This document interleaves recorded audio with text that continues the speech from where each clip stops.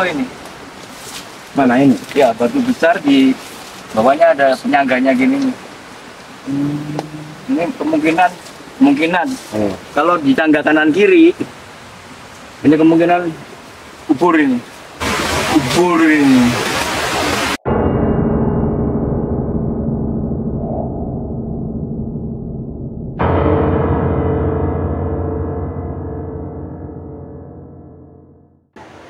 Tengkoraknya itu, dan tengkoraknya hancur karena terendam air.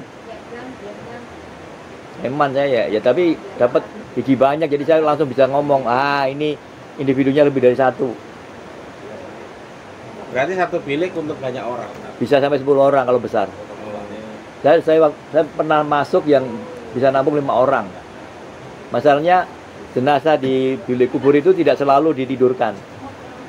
Ada yang scratch gini. 5 ya diginikan. Jadi ini yang begini bisa duduk di pojok-pojok gitu, yang tengahnya yang tiduran. Itu di saat yang bersamaan Beda. atau beda-beda? Bisa beda. Jadi satu lubang kubur bilik itu bisa dipakai oleh satu keluarga. Meninggal, taruh di situ, kan ada tutupnya, jadi buka tutupnya.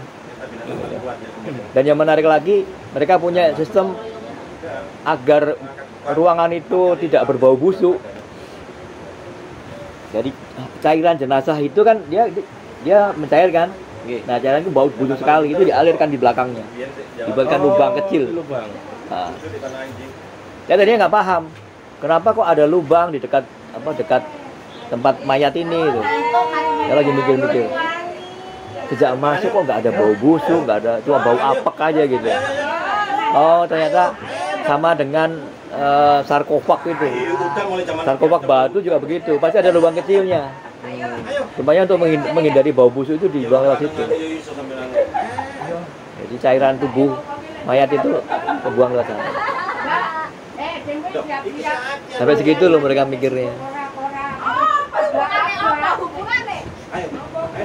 Nah, kalau arkeolog masuk kubur kayak gitu, umurnya lebih dari 8 abad, kira-kira merinding enggak gitu. Jiwanya kira-kira kuat enggak?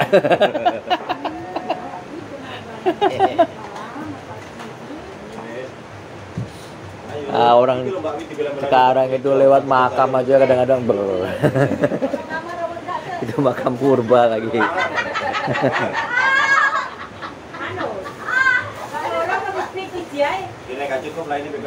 Dan kubur batu itu memang tidak ini ya Pak, tidak pasti kompleks gitu, nggak satu gitu. Ada yang begitu, tapi sebenarnya bukan tujuannya satu-satu, agak mencar-mencar gitu loh. Jadi satu area gitu, jumlahnya ada beberapa. Memang sifatnya sementara agak individual karena berjarak dengan satu yang lain itu. Tapi kalau sudah banyak yang dimakamkan jadi satu kompleks besar. Kayak mereka sudah seperti memilih gitu loh, mengkapling sendiri. Ya, baik itu yang menggunakan model dolmen, menggunakan model kubur bilik ataupun sarkofag itu berkumpul gitu. Di sana ada 15, sana ada 30, sana ada berapa gitu. Bisa begitu. Itu berarti di dekat situ mereka bermukim, belum tentu juga. Belum tentu. Kalau bermukim kita harus dapatkan data artefak pemukiman. Gerabah-gerabah jumlahnya banyak dengan berbagai varian bentuk. Pak, monggo. Lho ya ampun ta.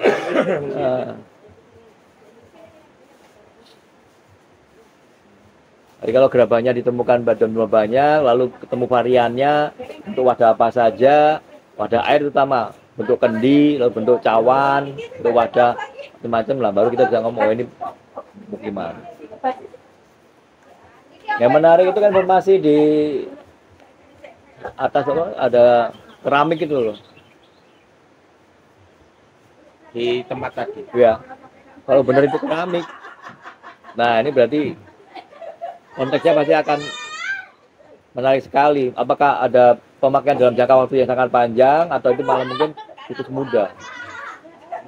Kalau bicara keramik itu tergantung umur keramiknya. Kalau dia memang sangat kuno, nah tinggal proses dia sampai ke sini kapan itu. Karena kalau keramik nggak bisa kita pakai ukuran sejak dia diproduksi, ya pada abad itu dipakai juga di sini belum tentu. Jadi ada proses apa perjalanannya itu. Ada sungai kan ya Iya. mudah dia bikin. Itu cuman bata kuno itu. Wah, itu dia. Terlepas dari jaraknya dari sini berapa jam perjalanan, Iya. tapi itu situs itu. Di Ya tempat batu itu. Dari masuk atas, ke bawah. dibawa ke rumahnya. Kayak foto. Oh. Yang kemarin itu kamu foto. Oh, berarti bukan daerah rumahnya Mas Ucup itu. Enggak. Enggak. Perjalanan 2 jam. Oh, yang dari atas 2 jam itu. Nah, itu jelas itu sih. Entah itu struktur bangunan apa kita belum tahu. Bahannya bata. Kalau bangun bata nggak bisa berpikir lain kecuali itu masa hidup Buddha. Ya. Dan sangat unik kalau ada bata di daerah sini. Gimana cara ngomongnya supaya itu diuri-uri itu gimana?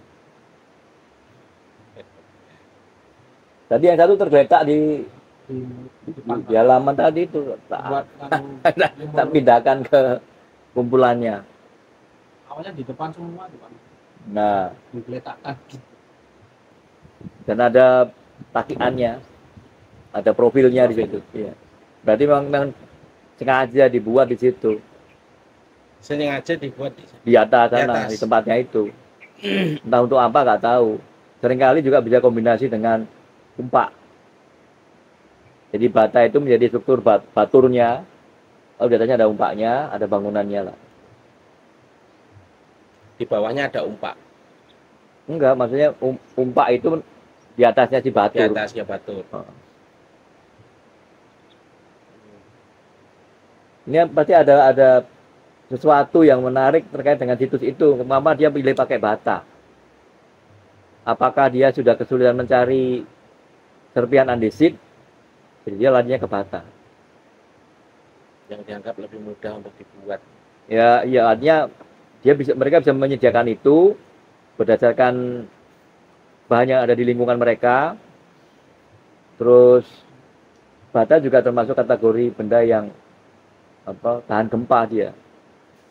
Bahkan Candi Rimbi di Jombang itu fondasi bawahnya pakai bata. Di atas bata itu berdirilah bangunan batu. Saya dapat ilmu arsitekturnya itu ngobrol sama teman arkeolog dari Vietnam bahwa bata itu sangat lentur terhadap gempa. Dan di Vietnam semua candi dari bata. Karena mereka tidak punya gunung vulkanik, nggak ada. Dan banyak candi di Vietnam itu yang umurnya sudah lebih dari 1000 tahun. Bahkan mereka punya keunggulan lagi, bata yang mereka buat itu dilapisi dengan semacam pelapis alamiah dari pepohonan tahan air. Oh, Kayak akrilik. akrilik. Nah. Jadi tanaman menghasilkan cairan itu dioleskan di permukaan bata. Jadi air nggak bisa masuk.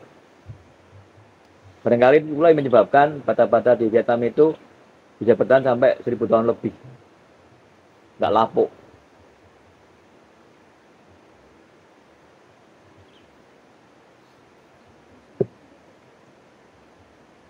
Artinya ada potensi ya di sini. Sangat. Kalau bicara potensi jelas. Buktinya ada, artefaknya ada kok. Terlepas dari tempat asalnya si artefak itu, ini sudah dalam cakupan area yang dekat kan. Iya.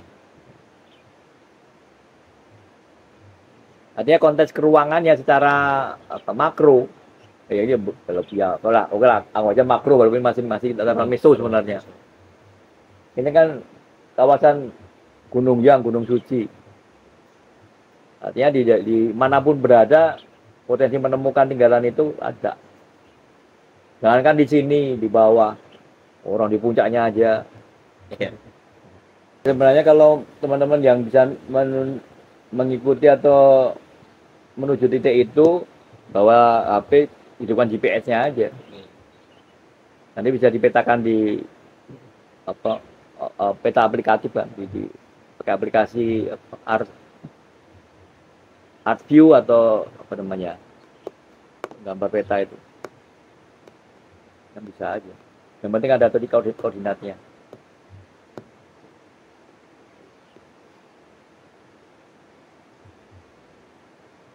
Tapi memang di sini berarti wilayah Argopuro yang ini penuh dengan orang ya Pak ya. Iya. Iya. Banyak orang di sini. Ya kita tidak bisa mengukur demografinya berapa orangnya, tapi dari tinggalan mereka itu. Dan mereka mungkin tidak akan menetap dalam waktu yang pendek, tidak akan mungkin. Minimal dalam jangka waktu menengah lah mereka tinggal di situ. Anggap kalau satu generasi itu 50 tahun, nah mereka tinggal di situ ya bisa sampai 20 tahun. Kan sudah beranak pinak juga di situ.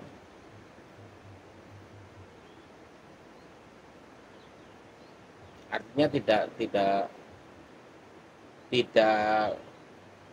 dikatakan itu hanya untuk tempat tertentu, untuk resi semacam itu, hanya resi saja. Belum bisa Belum kalau bisa. itu. Kita harus kumpulin data lagi. Kalau resi-resi itu memang umumnya mereka tinggal di tempat yang benar-benar jauh dari keramaian, dan tujuannya adalah untuk mendapatkan pengetahuan dari kondisi alam yang ada di situ. Lalu kontemplasi dengan samadhi atau bertapa. Dan di sana karena ada murid-muridnya, maka lingkungannya menjadi lingkungan binaan. Kontur nggak masalah, bisa terasering, bisa agak flat gitu, tapi ini pasti ada sistem pemukimannya. Ada bagian tengah, ini untuk bertemu bersama antara murid dengan gurunya. Lalu samping-samping itu ada rumah-rumah para guru, kemudian para santrinya sendiri juga ada di situ. Berarti kan juga ada kehidupan di situ, ada aktivitas keseharian, ada memasak, ada mencari bahan makanan, mungkin juga bertani. Nah, itu kan sudah bentuk kehidupan. Dan pasti ada sejumlah orang yang tinggal di situ selama kurun waktu tertentu. Kalau bentuknya seperti mandala kedewa guruan itu kan jumlah orangnya bisa silih berganti. Katakan yang sudah 5 atau berapa tahun di situ sudah dikatakan lulus, dia akan turun gunung. Orang lain akan naik ke sana juga gantian. Jumlahnya tidak berubah signifikan ya. Ya nggak terlalu banyak perubahan, tapi selalu ada orang di situ. Makanya kalau kita menemukan artefak untuk kehidupan sehari-hari sebagai suatu pemukiman, sangat mungkin. Waktu tim BPK itu saya dampingi di Gresik, di apa kemarin saya bilang itu Bang Langsung. Itu sekarang areanya jadi area kebun jagung. Banyak bagian tanah yang sudah diaduk untuk tanami jagung itu, jagung, lombok dan sebagainya itu. Di sela-sela galer-galernya untuk lombok dan jagung itu kami menemukan banyak pecahan keramik asing. Tak kumpulkan berbagai macam keramik itu. Kebanyakan keramik lalu beberapa gerabah. Nah, ini sudah bukti ini. Orang mukim di sini dalam waktu yang lama dan mereka bukan orang-orang yang miskin.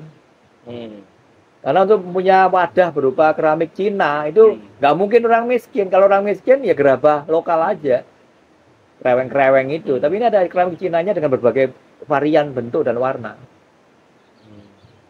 Nah itu membuat kita bisa mengambil satu gambaran. Oh berarti area ini dulu pernah jadi pemukiman yang cukup cukup banyak orangnya dan mempunyai kapasitas ekonomi yang lumayan.